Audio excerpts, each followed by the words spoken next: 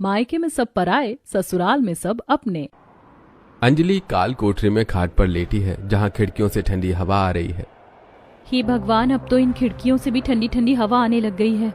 जाती हूँ अपनी सौतेली माँ से कहती हूँ कि वो मुझे अपने कमरे में सोने की जगह दे दे। अंजलि अपनी सौतेली माँ के कमरे में आती है, जहाँ आलीशान कमरे में आराम से मखमली चादर ओढ़कर कलावती और उदय सो रहे होते हैं। माँ उठिए ना, मुझे मेरे कमरे में बहुत तेज ठंड लग रही है। खिड़कियों से ठंडी ठंडी हवा आ रही है। आप मुझे कोई दूसरा कमरा दे दीजिए।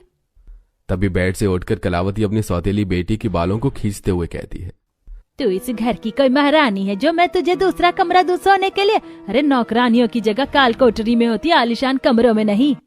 तभी उदय उठकर, अरे कलावती, मेरी बेटी के बाल छोड़ो, वो भी तुम्हारी बच्ची ही है। नहीं, ये मेरी बच्ची नहीं है, मेरी बेटी शिवानी है और कोई नहीं।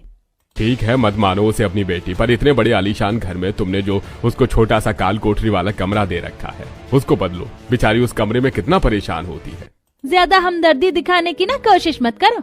ये मेरी अपनी बेटी नहीं है, तुम्हारी पहली बीवी की बेटी है। और अगर तुम्हें अपनी पहली बीवी की बेटी को इतना ही प्यार से रखना था तो मुझसे शादी ही नहीं करनी चाहिए थी। और अब आपने मुझसे शादी की है तो मैं इसे अपने तरीके से रखूंगी। ये सुनकर अंजलि चुपचाप वहां से चली जाती है। अगले दिन सुबह अंजलि अपने आलीशान घर के लग्जरी बाथरूम के अंदर घुसती है। आज बहुत ठंड हो रही है। आज मैं भी इसी बाथरूम में गीजर ऑन करके नहा लेती हूँ। अंजलि गीजर ऑन करके नहाने जा रही होती है कि तभी वहां पर शिवानी और कलावती आती हैं। माँ, इसकी हिम्मत कैसे हुई मेरे पर्सनल बाथरूम का इस्तेमाल करने की? इसका बाथरूम तो आपने छत पर बना रखा है ना। शिवानी, आज मौसम थोड़ा ठंडा हो रहा था और मेरी तबीयत भी अंदर से कुछ ठीक नहीं लग रही थी, इसीलिए मैंने सोचा कि मैं आज गीजर के पानी से नहा लूं। अच्छा, बहुत मन कर रहा है गरम गरम पानी से नहाने का। रुक, तुझे तो मैं अभी बताती हूँ।